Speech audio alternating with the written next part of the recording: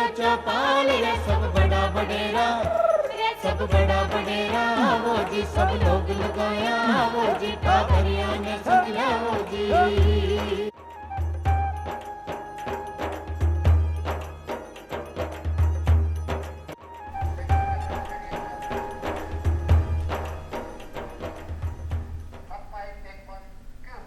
चौपाल देखने वाला सबला दर्शकों ने राम राम सा भाई, आज की चौपाल में लेकर आया है खासो विशेष कार्यक्रम, यानी राष्ट्रीय हथकरघा दिवस पर विशेष कार्यक्रम। अब राष्ट्रीय हथकरघा दिवस आपा क्यों मनावा हा? आपने सबने पता है कि स्वदेशी आंदोलन की शुरुआत हुई ही आज ही के दिन से, बी की ही स्मृति में आपा मनावा हा राष्ट्रीय हथकरघा दिवस। अपना जितना भी बुनकर भाई बहन है खासो बीने बढ़ावो देवे के लिए शुरुआत हुई है राष्ट्रीय हथकरघा दिवस की। और हर बार की तरह कुछ नयो विशेष ई में होवे है, थीम नई आवे है और क्या की योजना व सरकार की तरफ से चले है आपने हथकरघा ने बढ़ावो देवा के लिए, ई पर ही पूरी चर्चा रहेगी। और चर्चा करवा के लिए मैं आमंत्रित किया है रुचि यादव जी ने, जो कि उप निदेशक हैं बुनकर सेवा केंद्र राजस्थान में। रुचि जी थाको बहुत बहुत स्वागत है चौपाल में। रुचि जी, जी हाँ, आज आप राष्ट्रीय हथकरघा दिवस मना रहा है, तो सबसे पहला प्रश्न आ बने हैं, आ दिवस मनाबा की जरूरत क्यों पड़ी और इन्हें मनाबा के पीछे उद्देश्य क्या है? इस दिवस को मनाने का मुख्य उद्देश्य ये है कि हम हैंडलूम वीवर्स को अपना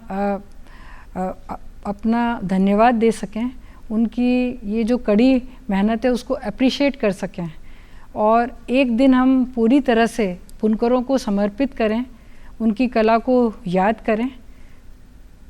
और इस दिन स्वदेशी आंदोलन की शुरुआत हुई थी 7 अगस्त को, तो इसीलिए इस दिन इसको मनाया जाए।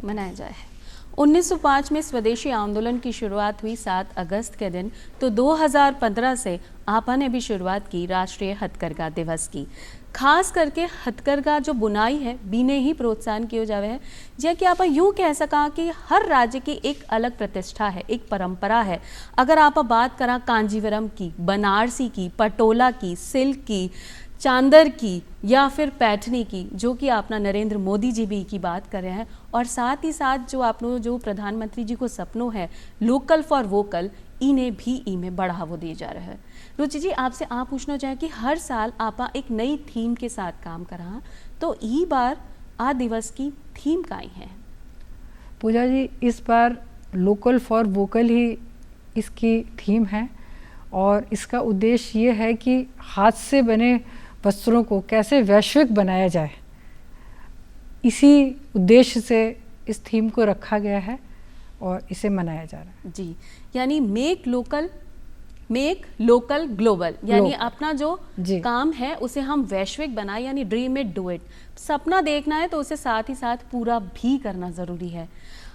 जब आप बात कर रहा एक परंपरा की, तो हथकरघा सिर्फ एक कपड़ों नहीं, अपनी परंपरा और अपनी पहचान है।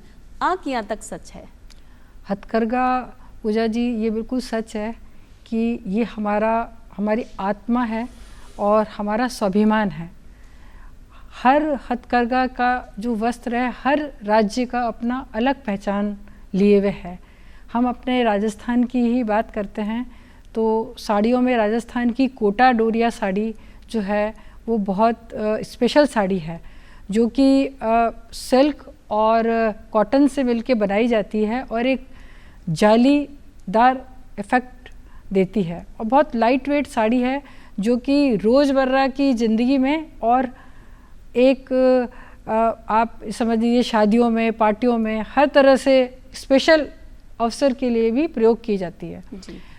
इसी तरह से आप बनारस की बनारसी साड़ियाँ, कांजीवरम साड़ीज़, बालूचर, पैठनी, हर राज्य की साड़ियाँ अपनी पहचान और अपनी एक कहानी लिए हुए होती हैं। तो ये बिल्कुल कहना सच है कि हथकरघा हमारी आत्मा है, स्वदेशी है, हमसे जुड़ी हुई है और हमारी पहचान है जी। तो हथकरघा में ऐसी बहुत सारी साड़ियाँ जो प्रसिद्ध हैं, अपने देश विदेश तक भी की बोलबालो है, यानी लोगों की मांग है, विदेशी के लोग भी आकर आप प्रोडक्ट खरीद कर जावे हैं। तो आपसे पूछना था, सिर्फ साड़ी ही आप हथकरघा के जरिए उत्पादन करा है या कोई और भी उत्पाद हैं? नहीं, हथकरघा में हर तरह के उत्पाद बनाए जाते हैं जो कि हर स्टेट में अलग हैं। आप इसमें बेडशीट भी बनाई जाती हैं, कुशन्स भी बनाए जाते हैं, टॉवल, खेस, स्कार्फ, स्टोल्स, सभी तरह के प्रोडक्ट और रनिंग मटेरियल भी बनता है जिससे हम गारमेंट भी बनाए जा सकते हैं। मतलब कपड़ा भी आपा बुना हाँ, जिससे कि कोई भी अलग तरीके को वस्त्र आपा बना सका। सिर्फ साड़ी ही नहीं, आपके रोज़मर्रा में काम में आने वाली सारी चीज़ें हथकरघा के ज़रिए बनाई जा सके हैं। एक सवाल बार बार मन में आवे है, एक मतलब आम सी बात है, हथकरघा और हस्तशिल्प इनमें आपा फ़र्क क्या समझ सका है? हथकरघा ये लूम पे बनाया जाने वाला वस्त्र है।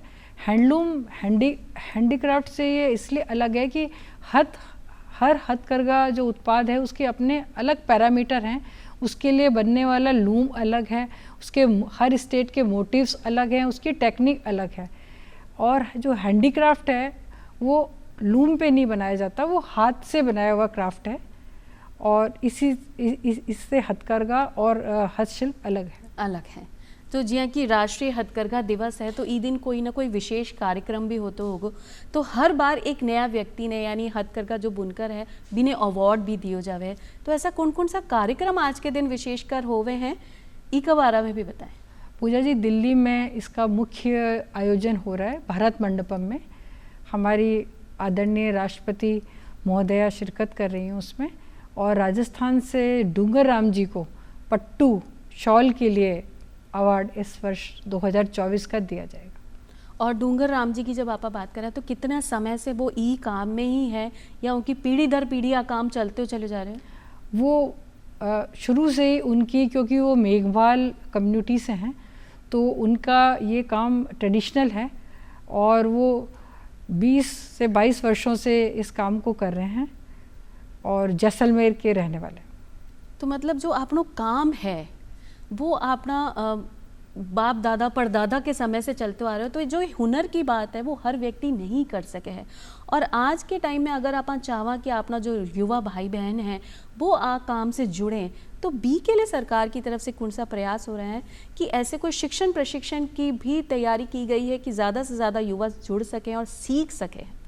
बिल्कुल, इसके लिए भारत सरकार समर्थ ट्रेनिंग प्रोग्राम चलाती है। उसके अंतर्गत हम लोग बुनाई की 45 दिन की ट्रेनिंग देते हैं।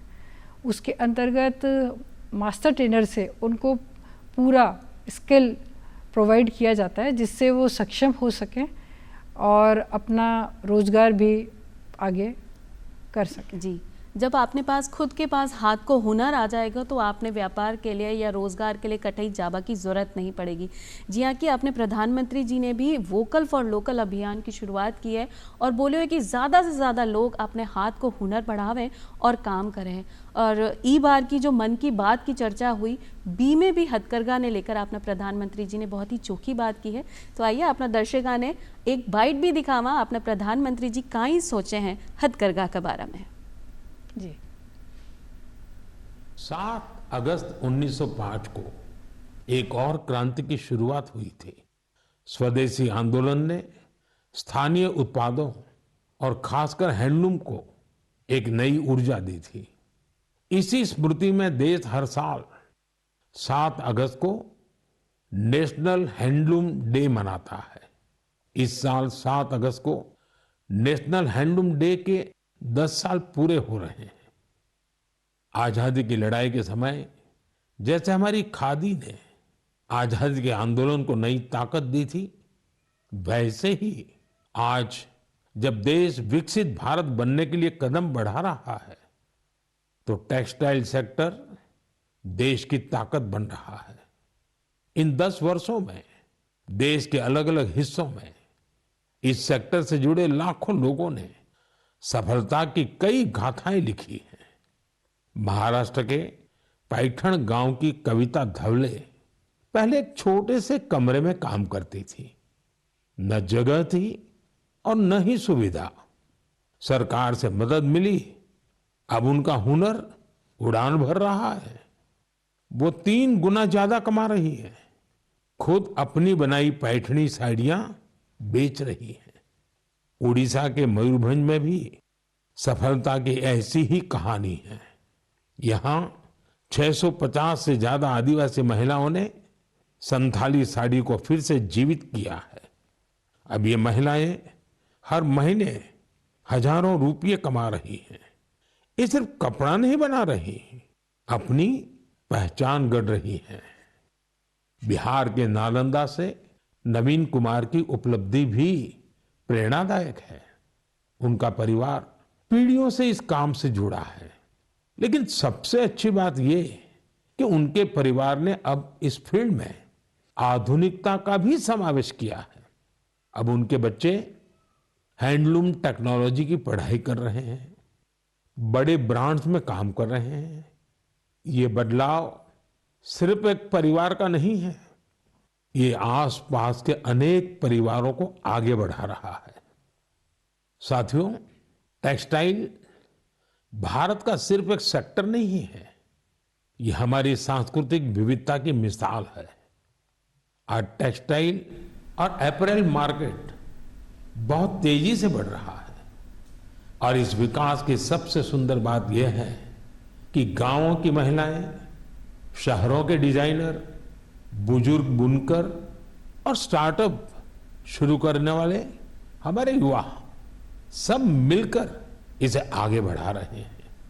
आज भारत में 3000 से ज्यादा टेक्सटाइल स्टार्टअप सक्रिय हैं। कई स्टार्टअप्स ने भारत की हैंडलूम पहचान को ग्लोबल हाइट दी है। साथियों, 2047 के विकसित भारत का रास्ता आत्मनिर्भरता से होकर गुजरता है और आत्मनिर्भर भारत का सबसे बड़ा आधार है वोकल फॉर लोकल। जो चीजें भारत में बनी हो, जिसे बनाने में किसी भारतीय का पसीना बहा हो, वही खरीदे। सही बात है, कितनी चोखी बात करिए। आज सिर्फ कपड़ों ही नहीं, अपनी परंपरा है, अपनी पहचान है। जब अपना जो कारीगर भाई हैं, बुनकर भाई बहन हैं, इन्हें एक मंच मिलो है, हर जगह इनकी पहचान हुई है। जैसे कि अभी थे बताए कि आज अवार्ड भी दियो जा रहे हो है बी के साथ ही हर युवा अगर ठान ले कि आपनी जो परंपरा है बिने आपा आगे बढ़ावा, और जैसे कि सरकार की तरफ से जो शिक्षण प्रशिक्षण की व्यवस्था की गई है, तो जो हमारी पुरानी परंपरा है बिने आपा सीख कर एक नयो व्यवसाय भी शुरू कर सका, यानी स्वरोजगार और हथकरघा एक साथ चल सके है। जो बेरोजगारी की परेशानियां आपने देश में मिल रही है बिने दूर किया जा सके है, बस एक पहल की आवश्यकता है। मन में ठान लियो और आपनी जो परंपरा है बिने आगे बढ़ाते हो। जैसे सरकार हर समय प्रयास करती रहे, खास करके महिलाओं के लिए भी, तो आपने हथकरघा के जरिए महिला सशक्तिकरण ने किया बढ़ावो मिल सके हैं। पूजा जी, महिलाओं के लिए ये एक बहुत अच्छा स्वरोजगार का साधन है, क्योंकि महिलाएं इसे अपने घर में बैठ के लूम पे घर के काम भी कर सकती हैं और अपना बुनाई का कार्य भी कर सकती हैं। इसका एक अच्छा उदाहरण मैं दूंगी कि हमारा जो हाड़ौती क्षेत्र है, जिसमें कैथून है, बूंदी है, मांगरोल है, वहाँ की जो महिलाएं हैं कोटा डोरिया साड़ी बनाती हैं। वो अपने घर के काम भी करती हैं और साथ ही 3000 से स्टार्ट होती हैं वो साड़ियाँ, और 1 लाख रुपए तक की कीमत की कोटा डोरिया साड़ी हैं अपने घर पे ही बनाती हैं। और उन्हीं में से वो लखपति दीदी भी बन रही हैं, पंचलखा दीदी भी बन रही हैं। तो ये महिलाओं के सशक्तिकरण का बहुत अच्छा माध्यम है, क्योंकि एक महिला अपने आप में ही एक क्रिएटर होती है और उसके अंदर अपने स्वयं में ही एक प्रतिभा होती है। वो इसे अच्छी तरह से इस हथकरघा को अपना के और आगे बढ़ सकती है और घर बैठे स्वरोजगार का साधन भी बना सकती है। रुचि जी, बहुत सही बात करी कि घर बैठे आपने पास रोजगार हो सके अगर आप कोशिश करा। जैसे कि बहुत सारी महिलाओं ने आपने काम शुरू किया है, अपनी राजस्थान की महिलाओं ने, और अपनी एक अलग पहचान भी बनाई है। बिया ही अगर आप लोग भी चाहो हो तो हथकरघा के जरिए घर में ही बुनाई कर सको हो, सीख लो और बी के बाद आपनो कार्य शुरू करो तो अपनी आमदनी भी हो सके है। एक बात आपने बीच में बोली, जो हाथ से बुनेड़ो कपड़ो है वो अपना मशीन से बनाया हुआ कपड़ा की बनस्पत महंगो बिके है। तो ऐसे में आपने पास ग्राहक या बाजार उपलब्ध कराबा के लिए सरकार की तरफ से कहाँ योगदान है? सरकार इसके लिए विकास आयुक्त हथकरघा पूरे वर्ष अलग अलग मेलों का, हाट का कैलेंडर जारी करता है और पूरे हिंदुस्तान में, दिल्ली के साथ ही साथ पूरे हिंदुस्तान में और अलग अलग राज्यों में ये मेले लगाए जाते हैं। मुख्य मेले जैसे सूरजकुंड है, तोशाली है, शिल्परामम है, शिल्पग्राम है, दिल्ली हाट, और दिल्ली में जनपथ हमारी एजेंसियां एनडीसी और एनएसडीसी इसको ऑर्गेनाइज करती हैं। टूरिज़्म के थ्रू भी ऑर्गेनाइज होते हैं ये। इसके अलावा डिजिटल प्लेटफॉर्म भी भारत सरकार का दिया गया है, जिसके थ्रू बुनकर अपने जो उत्पाद हैं वो बेच सकते हैं। जी, और कौन कौन सी ऐसी योजनाएं चल रही हैं अपनी भारत सरकार की जो अपना बुनकर भाई बहनों ने बढ़ावा दे रहे हैं? भारत सरकार इस सेक्टर को मजबूत करने के लिए बहुत सारी योजनाएं चलाती हैं। National handloom development programme NSDP के तहत ये योजनाएं चल रही हैं। इसके अंदर प्रमुख योजना HSS हथकरघा संवर्धन सहायता योजना है, जिसमें भारत सरकार बुनकरों को हथकरघा उपलब्ध कराती है। इसके साथ ही वर्कशेड, लाइट यूनिट्स, ये सब बुनकरों को उपलब्ध कराती है। हथकरघा संवर्धन सहायता योजना के अलावा इसके और भी कई योजनाएं, बुनकर अवार्ड योजना है जिसका जिक्र मैंने किया था। देश भर के जो हुनरमंद कारीगरों को हर साल राष्ट्रीय पुरस्कार, संत कबीर पुरस्कार प्राप्त दिए जाते हैं। जी, इसके अतिरिक्त पेंशन योजना है, जो 60 वर्ष से अधिक बुनकर हो गए हैं और उनकी आय 1 लाख तक है, तो 8,000 पर मंथ उनको भारत सरकार पेंशन दिलवाती है। इसके अतिरिक्त स्कॉलरशिप योजना भी है। जो बच्चे हैंडलूम या टेक्सटाइल की पढ़ाई कर रहे हैं, 2 लाख प्रतिवर्ष तक उनको ये स्कॉलरशिप भी प्रदान की जाती है। तो ये जो स्कॉलरशिप प्रदान की जाती है और जो अपनी पेंशन मिलती है, जिनकी आय सालाना 1 लाख रुपए तक ही है, तो भी के लिए आवेदन आप किया कर सका? हाँ, आवेदन, ऑनलाइन आवेदन भी हमारी जो वेबसाइट है handloom.nic.in, उस पर सारी स्कीम और सब जानकारी उपलब्ध है। और राजस्थान में जैसे जयपुर बुनकर सेवा केंद्र अब है, उसी तरह से हर राज्य में बुनकर सेवा केंद्र है। बुनकर सेवा केंद्र में आप इसको अप्लाई कर सकते हैं और वहीं से आपको इस योजना का लाभ सीधे मिल सके। क्योंकि हर राज्य में जो बुनकर सेवा केंद्र बनेड़ा है, बट जाकर भी आप एप्लीकेशन दे सको और साथ ही साथ ऑनलाइन प्लेटफॉर्म पे भी आप आवेदन कर सको, तो आप पेंशन का और जो आपने बताया भी को हकदार हो सको। जब आप नई बात करा, हाँ, वर्तमान प्रतिस्पर्धा की बात करा, तो हथकरघा जो कपड़ो है थोड़ा सा पीछे रह सके, क्योंकि क्रिएशन नई हमेशा एक ग्राहक ने चाहिए होवे। तो मार्केटिंग के लिए और एक नए उत्पाद बनावा के लिए आप डिजिटल प्लेटफॉर्म ने किया यूज़ कर सका? डिजिटल जो प्लेटफॉर्म है इसमें बहुत महत्वपूर्ण भूमिका निभाता है। और दूसरा जो हथकरघा कपड़े की जो गारमेंटिंग है, अगर उस पर हम लोग थोड़ा फोकस करते हैं, क्योंकि साड़ी हमारा पहनावा है, साड़ी तो अब यूथ की पसंद बन चुका है और ट्रेंड में है और इसको काफ़ी इन दिनों बढ़ावा मिला है। लेकिन इसके अतिरिक्त जो कॉलेज में जाने वाले बच्चे हैं, उनके लिए अगर हथकरघा कपड़ों की गारमेंटिंग की जाए तो वो बहुत ज़्यादा यूथ इसको पसंद करेगा और इसको बढ़ावा मिलेगा। जी, और अगर आप अभी भी कोशिश कर सका तो जिया कि स्वदेशी आंदोलन में हुए कि आपने देश की बनेड़ी वस्तु ही आपने इस्तेमाल करनी है, तो आप यूँ भी कह सका कि आपने देश को बनेड़ो जो कपड़ों है वो ही आप पहना और बिने ही आप आगे बढ़ावा, तो अपनी देश की अर्थव्यवस्था में भी आप बड़ो योगदान हो सके है।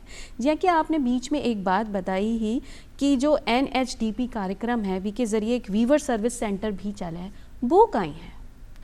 NSDP कार्यक्रम के तहत राजस्थान की स्टेट की मैं बात करूं तो 2024-25 में हम लोगों ने कोटा मांगरोल एरिया में लगभग 75 लूम हैंडलूम वीवर्स को दिए, 20 से 22 वर्कशेड दिए, लाइट यूनिट्स दी, जिससे कि जिन वीवर्स के पास लूम नहीं है या जिनका लूम टूट गया है, तो उनको भारत सरकार लूम देती है कि उन्हें उस पर अपना पैसा ना लगाना पड़े और वो घर बैठे अपनी इस बुनाई को कर सके। जी, तो ई के लिए आपने कहीं ऋण के लिए आवेदन करना है या अपनी सरकार की तरफ से एक सुविधा आपने दी जाए? नहीं, ये फ्री ऑफ कॉस्ट है। ये जो सुविधा है भारत सरकार बुनकरों को फ्री ऑफ कॉस्ट देती है। SC ST और ये BPL जो वीवर्स हैं, वर्कशेड 1,20,000 तक का वर्कशेड अनुदान में मिलता है, जिसके तहत वो अपना लूम वर्कशेड बना के उसमें लूम रख सकते हैं। इसके लिए ऋण की अप्लाई की ज़रूरत नहीं है। ऋण के लिए मुद्रा लोन है भारत सरकार की, जिसमें 50,000 से लेके वो 2 लाख तक ऋण ले सकते हैं। इसमें 20% मार्जिन मनी है और 7% इंटरेस्ट सबवेंशन दिया जाता है। जी हाँ, कि आपने बताया सरकार की तरफ से मुफ्त आपने लूम दियो जावे है और एक जगह भी दी जावे है बट लाइट को कनेक्शन भी कि आप सही तरीके से रख सको और काम कर सको। तो लाभार्थी जो होगो बी की योग्यता काई होनी चाहिए कि मतलब हर व्यक्ति तो अप्लाई नहीं कर सके है? जी, लाभार्थी एक तो वीविंग क्षेत्र से जुड़ा हुआ होना चाहिए, बुनकर होना चाहिए, उसके पास बुनकर कार्ड होना चाहिए। एक और ख़ास बात बताना चाहूँगी कि इस वर्ष भारत सरकार ने जो वीवर सेंसेक्स में छूट गए थे, लेफ्ट आउट वीवर्स थे, उनका पहचान कार्ड बनाने के लिए ई पहचान योजना शुरू करी है और उस पर आसानी से वो अप्लाई कर सकते हैं और वीवर सर्विस सेंटर ही उनका जो है वीवर कार्ड वेरीफाई करने के बाद बनाएगा, जिसके तहत फिर वो ये लाभ लेने के लिए समर्थ हो जाएंगे कि अगर कोई व्यक्ति आवेदन करना चाहे तो कर सके है और साथ में जो आपका कार्ड बन जाएगा बी के बाद आपने सरकार की ई पहचान पोर्टल पे आपने पहचान रजिस्टर करानी बिल्कुल सरल प्रक्रिया है ये। और उसके बाद बुनकर सेवा केंद्र उनको फिजिकली वेरीफाई करेगा कि वो वीवर हैं या नहीं है, उसके बाद कार्ड वो डाउनलोड कर सकते हैं। आपने उपलब्धि भी जानना जहाँ कि जब आप राष्ट्रीय हथकरघा दिवस 2015 से मना रहे हैं तो गत वर्ष में आपने उपलब्धि के रही, आपने क्या नवाचार किया जिसे अपना जो भाई बहन है बुनकर भाई बहन है बिने खासो बढ़ावो मिले? नवाचार इस वर्ष हमने स्टार्टिंग से पूजा जी मैं बताना चाहूँगी 2016 में ये जैसलमेर में पट्टू बनाया जाता था जी। ये पहले मोटे धागे से बनाया जाता था, मोटा शॉल होता था, 20 काउंट के धागे से बनता था। 2015-16 में हमने हमारा जो क्लस्टर था बाड़मेर में, हमने वहाँ चंदेरी से लूम मंगाए और फाइन काउंट 260 280 में साड़ी बनाने की शुरुआत करी। उसके बाद 2020-21 में वीवर सर्विस सेंटर द्वारा ही और समर ट्रेनिंग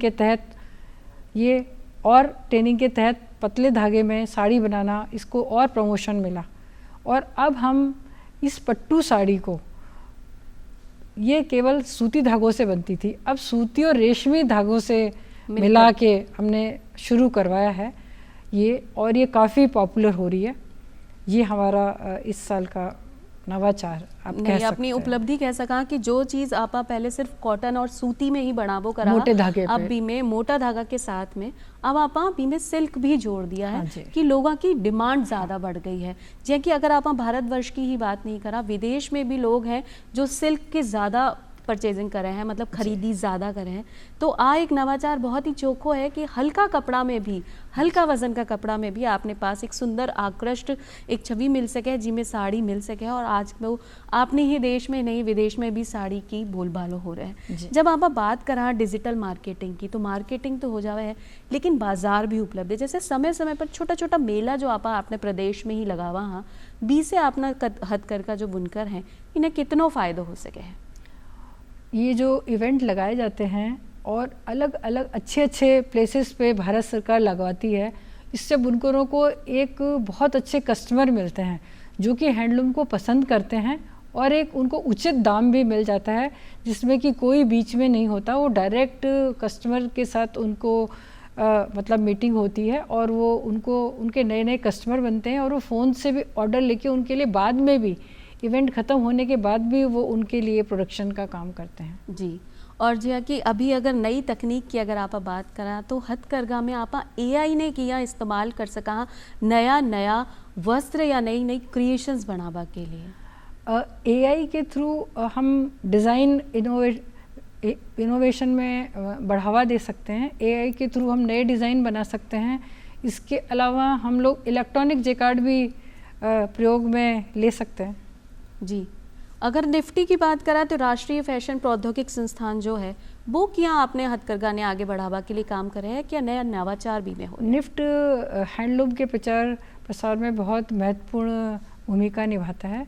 ये हमारे हैंडलूम वस्त्रों को फैशन शो के माध्यम से अलग अलग कट्स देके गारमेंटिंग करके इनको यूथ के लिए जो है पॉपुलर बनाता है। जी। और आज के समय में जो अपनी युवा पीढ़ी है वो खास करके भी को रुझान अपने हथकरघा की तरफ ही है, क्योंकि डिमांड भी बहुत ज़्यादा बढ़ गई है और हर व्यक्ति माने है कि जो हाथ से बनेड़ो कपड़ो है और मशीन से बनेड़ो कपड़ा है बी में भेद होवे है और वो थोड़ो सो महंगो भी होवे, लेकिन फिर भी बी में अपनी दिलचस्पी अच्छी रहे।